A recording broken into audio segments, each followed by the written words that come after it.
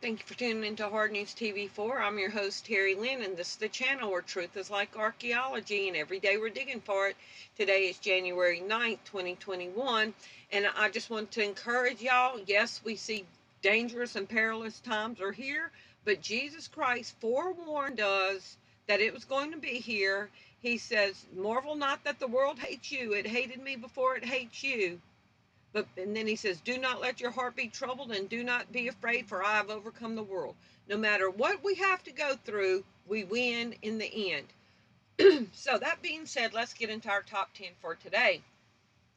Gab CEO blames the CIA and Mockingbird media for the latest PSYOP campaign of slew of accounts popping up out of nowhere and making threats of violence. Gab CEO Andrew Torba released a statement on Friday on the latest suspicious activity on social media platform. Torba says the company has noticed a slew of activity popping up out of nowhere and promoting violence. He suspects this is CIA Mockingbird media complex.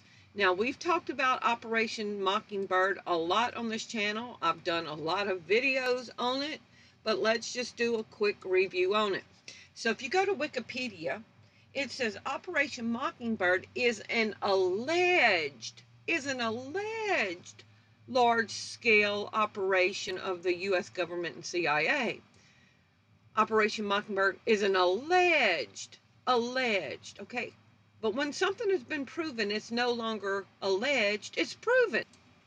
Now, if you type in Senate church hearings, the Church Committee, formerly the United States Senate Selection Committee to study government operations with respects to the intelligence agencies, was a U.S. Senate Select Committee in 1975 that investigated abuses by the Central Intelligence Agency, the NSA, and Federal Bureau of Investigation.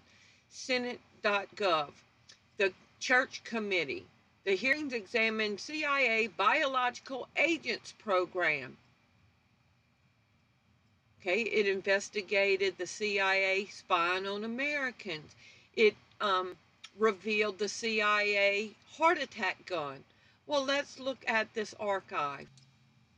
Okay, so this is National Archives from the church hearings in 1975. This is Frank Church.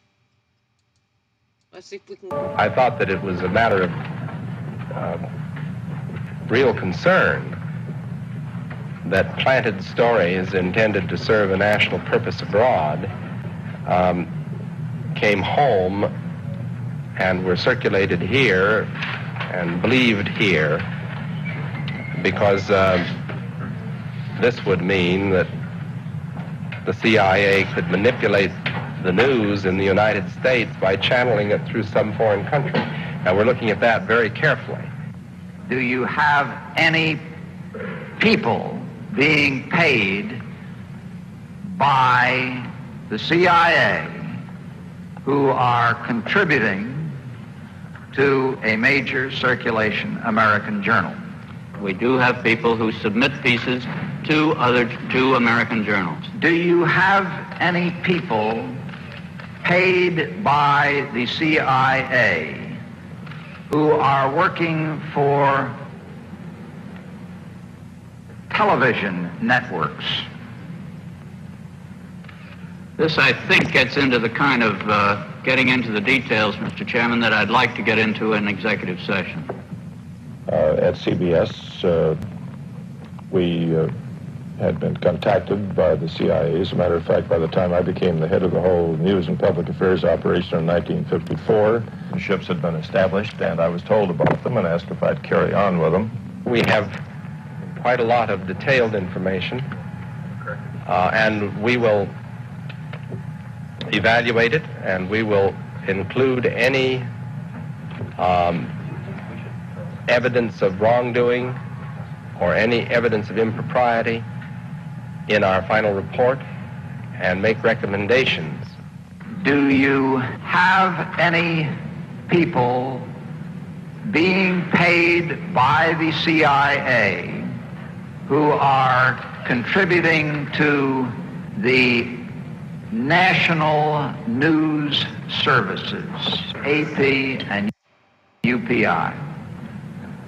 Well, again, I think we're getting into the kind of detail, Mr. Chairman, that I'd prefer to handle in executive session.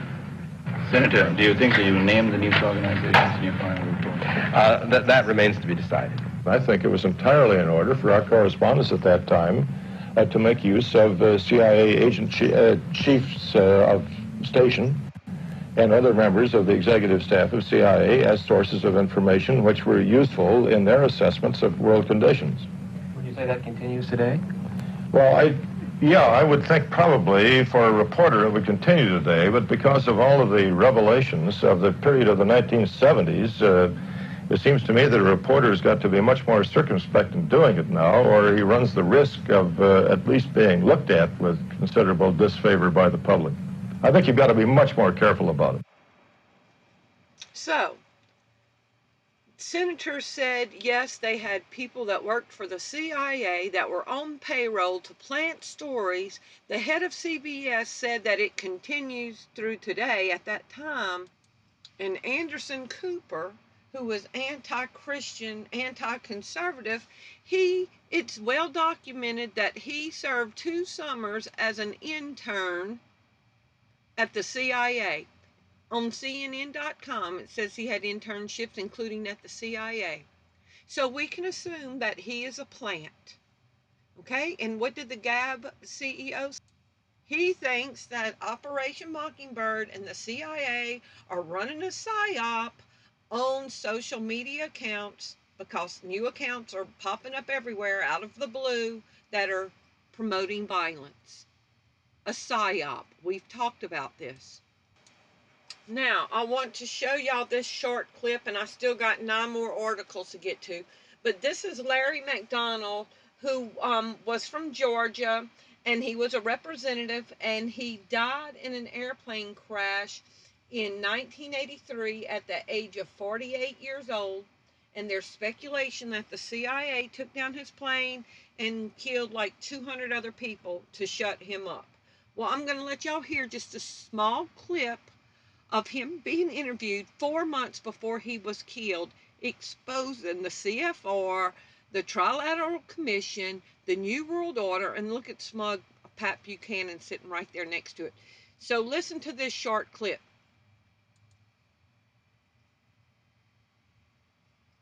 I'm not a conspirator. I think even Buchanan would vouch for that. Well, you are Robert Wells. Robert Wells. No, I don't think so. Yeah, I'm a member of the Council on Foreign Relations. Is that a conspiracy? You've certainly. Let me just tell you what Newsweek says this. The John Birch Society considers communism only one arm of a master conspiracy in which socialist American insiders are plotting to establish world government.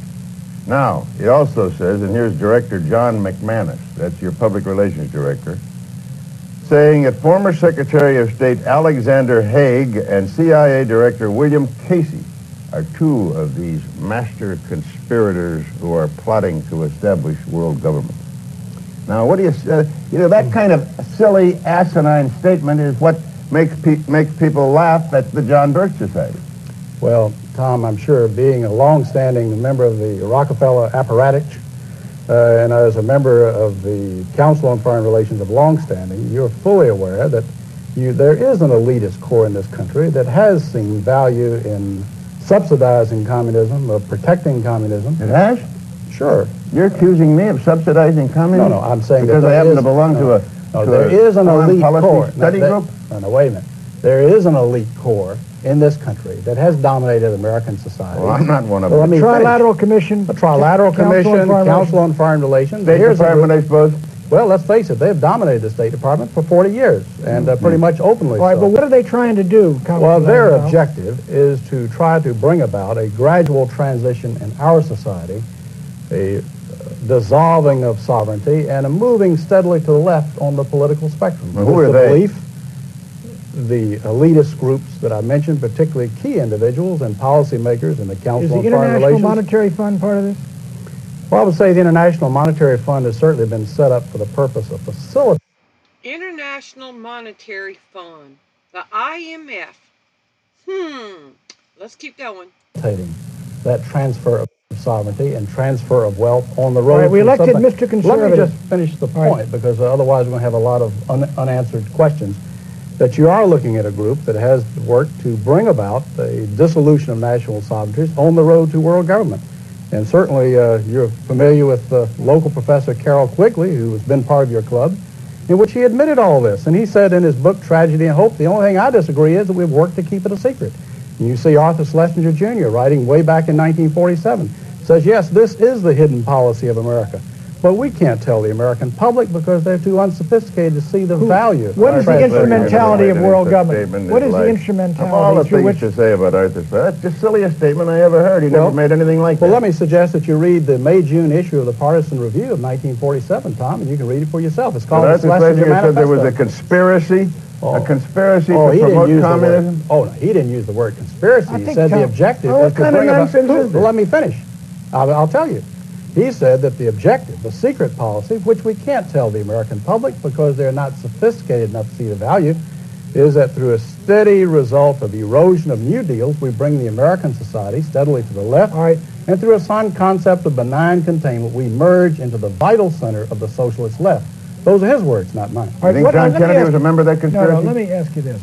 The World Federalist Movement in the post-war era contained a lot of people who eventually broke with it, and a lot of people thought the UN in the post-war era looked toward world government. Sure. Indeed they did, up until 48, 49. But a lot of them said, look, we were utopian, that's over and done with. We can't move. And a lot of them came in Kennedy's government. Schlesinger was in there when they were fighting in Vietnam, launched the effort in Vietnam. Schlesinger was behind the Bay of Pigs.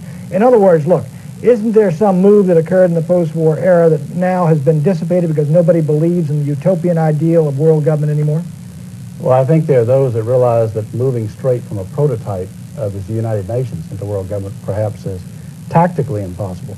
But phasing out increasingly national sovereignty into regional government and phasing out sovereignties into international treaties in multiple areas the whole movement toward, quote, interdependence. Yeah. NATO is part of the... So I'm going to leave y'all the link to this. So this representative from Georgia, Larry McDonald, was very bold, very vocal, exposing the secret government, calling out Trilateral Commission and Council on Foreign Relations people to their faces, and 4 months later he was dead. So does it seem like a far stretch when the Gab CEO is saying that the CIA and Mockingbird media is creating fake accounts? But if you don't know the history of our country and how underhanded it's been, this would look like a crazy headline to you. Let's go to the next article. I have not been able to find another article to corroborate this headline, but I found a tweet that'll go along with it. Now, let me just put this out here to show y'all. So we saw Trump getting banned from all the platforms. Now this says Trump campaign is banned from emailing supporters after being suspended by the mail service provider. Trump campaign is now blocked from emailing their millions of supporters after being suspended by their email service provider. The suspension comes shortly after President Donald Trump and his campaign were permanently banned from Twitter. The email service Campaign Monitor confirmed the suspension on the account to the Financial Times' Dave Lee. So I go find Dave Lee's tweet. Dave Lee, Financial Times, there hasn't been any Trump emails for more than 48 hours. Almost unheard of, since he sent 33 emails in the first 6 days of January. 33. So all of it just seemed like a PSYOP. Who's involved with who knows what, if they're trying to stir up derision and division and civil war, but it's all coded. We know that there's plots behind our scenes that we don't see, but even if this was planned and Trump's in on the script, or even if he's not on the script, the whole point is to say, look, we're coming after you because you supported Donald Trump. Okay, it's to shut us up. Now let's go on to article number 3. Mexico's president blasts Twitter and Facebook for acting like the Holy Inquisition in censoring Trump. In a rare instance of left-wing Latin American leaders siding with Trump, Mexico's President Andres Manuel Lopez Obrador has condemned controversial actions taken by major U.S. social media platforms to block Trump's messages. Recognizing the extreme dangers of abuse of big tech censorship for political speech, especially statements by elected officials, Mexico's president underscored that this is an egregious violation and an alarming precedent setting severe abuse of power by Twitter and Facebook. I don't like anybody being censored or taken away from the right to post a right message to Twitter. I don't agree with that. I don't accept that.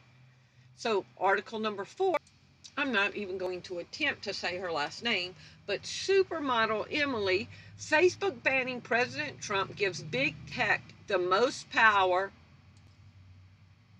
and now it can shut any of us up. A CIA operation. Okay, let's go to article number 5. This is from Chicks on the Right from today. While violent dictators are allowed to remain, big tech bans President, Parler, and Purges countless conservative voices. Article number 6. YouTube terminates Steve Bannon's War Room podcast, one of the top podcasts in the U.S. Thousands were watching it at the time. And look at this article from CNN, Anderson Cooper, CIA, from yesterday. Analysis. TV providers should not escape scrutiny for distributing disinformation. So now are they going to go after networks? Look what CNN is saying. CNN, Mr. CIA, Fox and Newsmax, both delivered to my home by your company, are now complicit. New Jersey State Assemblyman Paul Moriarty texted to Comcast executive on Thursday. What are you going to do? You feed this garbage lies and all, he added to the executive, according to a screen grab of the text he provided me. He was referring to the fact that Comcast cable brand Xfinity provides a platform to right-wing cable networks that have for weeks been disseminating disinformation about the November election. So if they start taking our email right away, our Twitter away, our Facebook away, our YouTube away, now they're wanting to go and take away conservative news organizations. Let's go to article number 8. This is the great choke out. This is article number 8 from the Red State. Twitter boots Trump after Dems ask. Now Glenn Greenwald warns about troubling new Biden moves. Now, y'all, I'm about as far, morally away from Glenn Greenwald, being a conservative Christian, and he is a gay man married to a man. He is on the left, but he does have integrity in journalism. He started The Intercept. They booted him out of Intercept because he wanted accountability in reporting. And now he's concerned what Biden is about to do to free speech. I appreciate him being so blatantly honest in this. We're starting to see a lot of craziness in reaction to the Capitol protest, or perhaps I should say using that as an excuse to crack down on the right and their free speech. Facebook, Instagram, Twitter, and other social medias are cracking down on any non-approved narratives. Twitter locked Donald Trump's account and then released it after about a day or so. Then Democrat Senator Joe Manchin, a Democrat from West Virginia, and others were calling for Trump to be pulled. Now, as we just reported, Twitter has banned the president permanently. Twitter is now literally doing the bidding of the Democrats. Facebook and Instagram already suspended Trump for at least 2 weeks. Well, now it's permanently, and possibly permanently Shopify even pulled MAGA goods from their online stores because MAGA hats are apparently evil now. Democrats and media are also blaming Senator Ted Cruz and Senator Josh Haley and calling on them to resign or be expelled. This is crazy. It is a riot with thousands of people. It was a riot with thousands of peaceful people and some who were not, yet it is being used to shut down the opposition and to shut down any election questions. Objecting to the electoral count is not illegal. It is not sedition or whatever craziness Democrats want to spread. It's exactly part of the constitutional order, which was something Democrats understood when they in fact objected over the last 3 Republican presidents, as we previously reported. Now word comes from Joe Biden that he is working on a bill to go after domestic terrorism with a redefinition of the term to go after the ideologically inspired. Now remember when I did the video on the 72 groups of people that were now domestic terrorists? Christians, conservative, gun owners, homeschoolers, people that believe in the rapture and the tribulation and the Antichrist. Now you are a domestic terrorist if you question this election. And we know that NDAA can hold us indefinitely. Let's go to article number 9. So I covered this article yesterday in my top 10. Police in Scotland enter home, arrests family after nosy neighbor snitches for violating the COVID rules. Police in Scotland entered a home and arrested a family after the neighbor snitched on them because there were too many people inside. Remember, I told you it was going to spread? Now, this is in the UK. Police demand power to force entry into homes of suspected lockdown violators. Police are demanding new powers. New powers, y'all. New powers. Didn't we say that the virus lockdowns and the virus snare upon the whole earth was not about health, but about extended global international surveillance powers? Police are demanding new powers to force entry into homes of suspected lockdown violators after Prime Minister Boris Johnson announced a new national lockdown in England. The call was made by David Jameson, the police and the crime commissioner of the West Midlands Police, England's biggest force. For the small minority of people who refuse entry to police officers and obstruct their work, the power of entry would seem to be a useful tool. So now they want to bust up in your house under the pretense of the virus.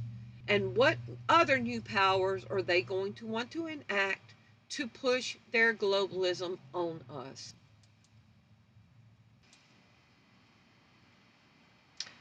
Case in point, I found this article from August 1st. I'm sorry, I'm looking at the date wrong.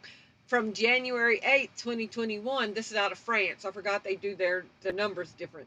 Their dates. Singapore jails a woman for lying to coronavirus contact tracers. Okay, so this lady didn't want to divulge all of her information to minimum wage contact tracers who get hired off a post on Craigslist. Hey, come apply for contact tracers. I'm just making a joke, you know. They go apply on Indeed.com. They get their contact tracers job. They making $10 an hour. And now this woman goes to jail for not wanting to tell strangers her business. Now let's get into this story. A Singaporean woman was sentenced to 5 months in prison on Friday for hiding her meetings with a male friend from coronavirus contact tracers, as she did not want her family to think that she was having an affair, which she probably was. But if she was, that's between her and God, okay? It is not for the state to get involved in this.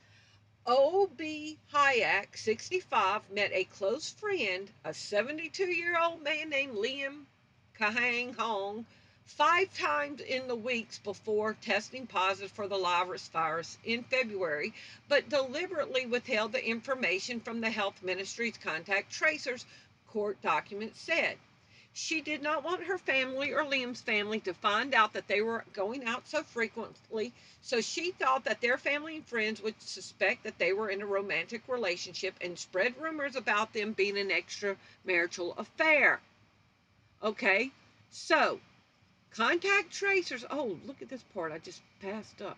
Officials found out about the meeting after reviewing parking records, CCTV footage, cell phone records, and credit card transactions.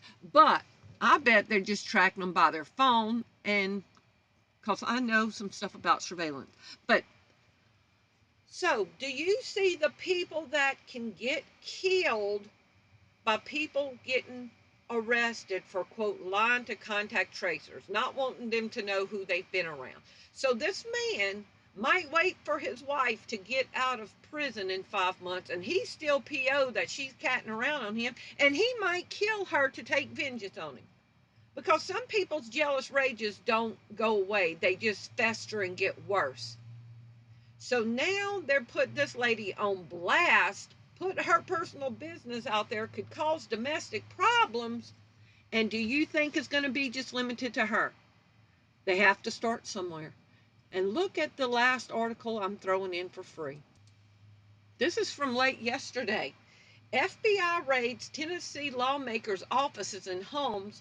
What to know about the investigation. Homes, offices, Tennessee state lawmakers raided by FBI agents. Source, FBI raids on Tennessee lawmakers stem from laundering of campaign finance. Y'all, do we know about some people that were money laundering? Do we know about former James Comey that used to be the head of the FBI? Before he was the head of the FBI, he was over in international investment banking at HSBC Bank and oversaw the Clinton Foundation money. Then there came reports that HSBC was found guilty of money laundering money for Mexican drug cartel. HSBC Bank's money laundering scandal. Netflix documentary re-examines HSBC's money laundering for drug cartels, dirty money. And James Comey was over HSBC's international investments. And then when he left HSBC, he became the head of the FBI. This was Market Watch, 2016. FBI's James Comey has a history as a political and corporate fixer. FBI director has a consistent track record of donating, was even hired as board director by global investment bank HSBC. So how does he make the jump from being on the board at HSBC to becoming the head of the FBI? He proved that he could do things for people, right? So, James Comey had ties to the Clinton Foundation. He helped them invest money. Then he becomes the head of the FBI, who got on television and said that Hillary's intent was not to break the law. And he found no reason to try her. The same James Comey that from the get-go was recording President Donald Trump. And now we've got the FBI raiding Tennessee lawmakers for campaign finance violations. Do y'all see the hypocrisy? So now anybody not on the left is going to be a target for oppression. Y'all please leave me your comments below and let me know what y'all think about all this. Thank you for watching. Bye-bye.